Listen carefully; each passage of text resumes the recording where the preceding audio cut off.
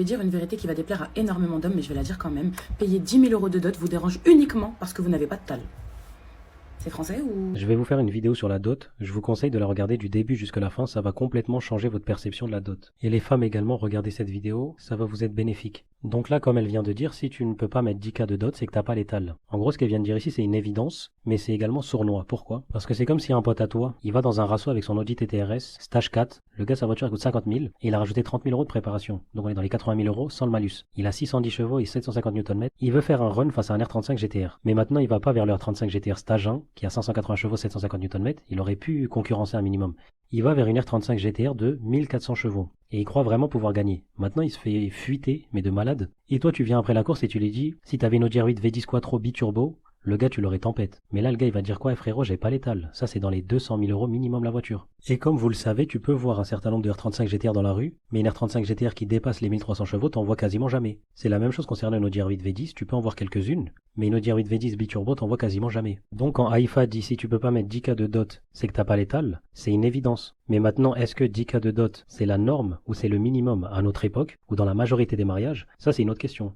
Et pour vous donner un ordre d'idée de ça coûterait combien d'avoir une R35 GTR de 1500 chevaux, écoutez. C'est des turbos qui peuvent aller à plus de 2000 chevaux, mais par contre le bloc moteur ne suffit plus. Donc là on est vraiment à la limite à 1500 chevaux. Là frérot, le prix doit être indécent. Non Oh, on n'en parle pas, je sais pas, on en parle pas. Ouais, Ok. Bah, en fait au début c'était 150 000 balles, là on les a largement dépassés.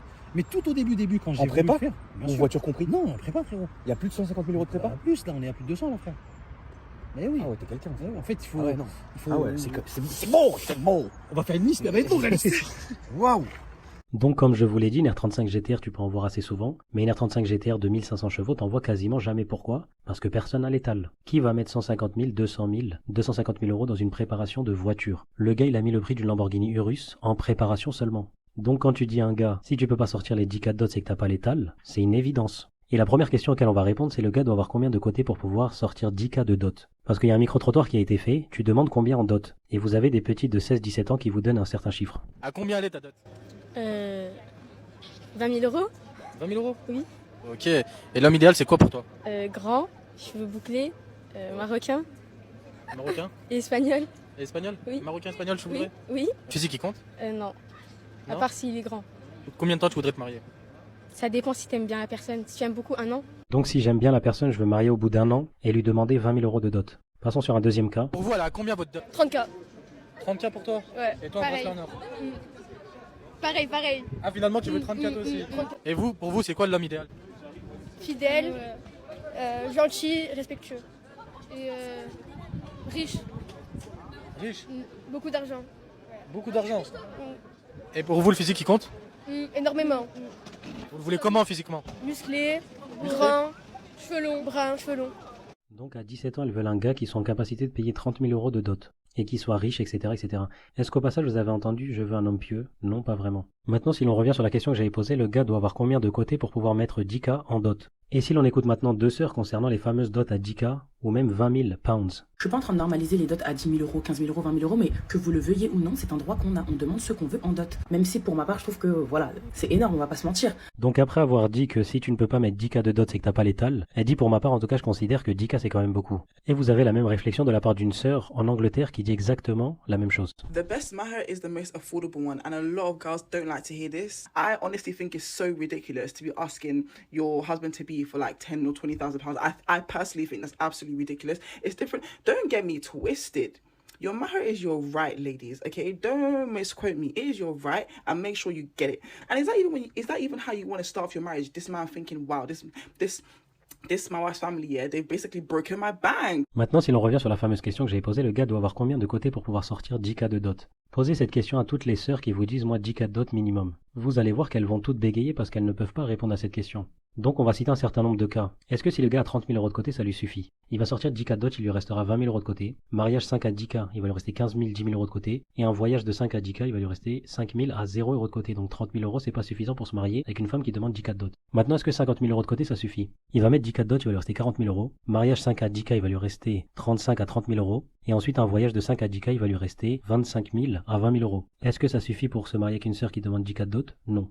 Donc maintenant on passe sur le cas qui suffit. Si le gars a 130 000 euros de côté, est-ce que ça va suffire? Et là oui, parce qu'il va mettre 10 cas de dot, il va leur rester 120 000, mariage 5 à 10 cas, 115 à 110 000, et ensuite voyage de 5 à 10 cas, 105 à 100 000 euros. Donc là il peut sortir 10 cas de dot s'il a 130 000 euros de côté. Et vous allez me dire pourquoi pas 100 000 euros? Tout simplement parce que s'il atteint les 100 000 euros, psychologiquement il veut pas descendre sous les 100 000 euros. Donc forcément il va attendre un peu plus de temps pour pouvoir sortir les 10 cas de dot. Maintenant j'ai juste une petite question pour les sœurs, qui parmi vous a 130 000 euros de côté? Et là, vous allez voir qu'aucune d'entre elles va lever la main. Ou quasiment aucune d'entre elles va lever la main. Si maintenant on passe sur la fameuse phrase « Les 10K, je les mets de côté en un an facile, en étant chez mes parents ». Donc sans payer de loyer, de charges, de nourriture, tu réussis à mettre 10K de côté. Ce qui fait à peu près 830 euros chaque mois. Mais maintenant, j'ai une petite question. Si t'es indépendante, tu vis seule, tu paies tes propres charges, ça te prendra combien de temps pour mettre les 10K de côté? Là, va dire ça me prendra à peu près 2 ans. Et la question qui survient après, c'est est-ce que donc tu seras en capacité de te marier après avoir économisé pendant 2 ans les 10 000 euros?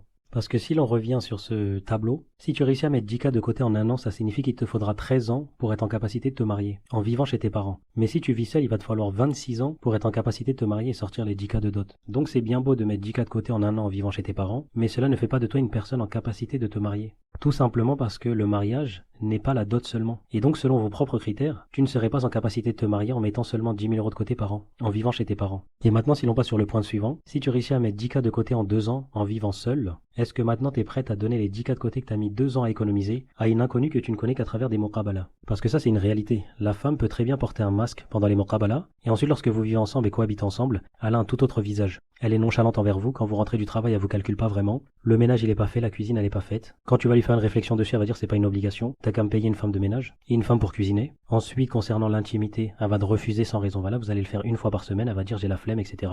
Et j'ai un péché majeur que si je refuse en faisant du chantage ou pour te nuire, mais là j'ai juste la flemme donc je le fais pas, et vous allez faire une fois par semaine, 0 fois par semaine. Donc la réalité c'est que tu maries une inconnue, et que tu ne la connais vraiment qu'après avoir cohabité avec elle. Donc maintenant, est-ce que tu es prêt à mettre les 10K de côté que tu as économisé en 2 ans pour marier une femme qui aura certainement un autre visage quand vous allez cohabiter ensemble? Donc là, on a abordé un premier point, c'est combien tu dois avoir de côté pour pouvoir sortir 10K de dot. Maintenant, on passe sur le point suivant. Les 10K, je les mets de côté en un an facile en vivant chez mes parents. En vivant seul, ça me prendrait 2 ans. Maintenant que tu peux payer les 10K, est-ce que tu es prête à payer ce qui vient après, c'est-à-dire le mariage, le voyage de noces, payer la subsistance de ta femme et de toi, payer les dépenses du foyer, les cadeaux, les caprices de ta femme, les voyages? Parce qu'en vivant seul, tu réussis à mettre 420 euros de côté, mais tu ne pourras plus économiser de la même manière une fois que tu seras marié. Est-ce que maintenant, après avoir payé les 10K de dot, tu seras en capacité de subvenir aux dépenses de ton foyer? Parce que là, si l'on prend un cas, il y avait une trend TikTok à l'époque, c'est qui paie quoi? Donc le frère, il met 700 euros de loyer, eau, électricité 80 euros chaque mois, assurance voiture et maison 400 euros, essence 250 euros, courses 500 euros par mois, box internet Netflix 55 euros, téléphone 20 euros, mutuelle 60 euros, loisirs shopping et resto, il n'y a pas de prix, et coiffeur 50 euros par mois. Donc là, ça lui fait un total de 2200 euros par mois, sans compter le loisir shopping et le resto. Donc tu mets les 10K de côté en 2 ans, en vivant seul.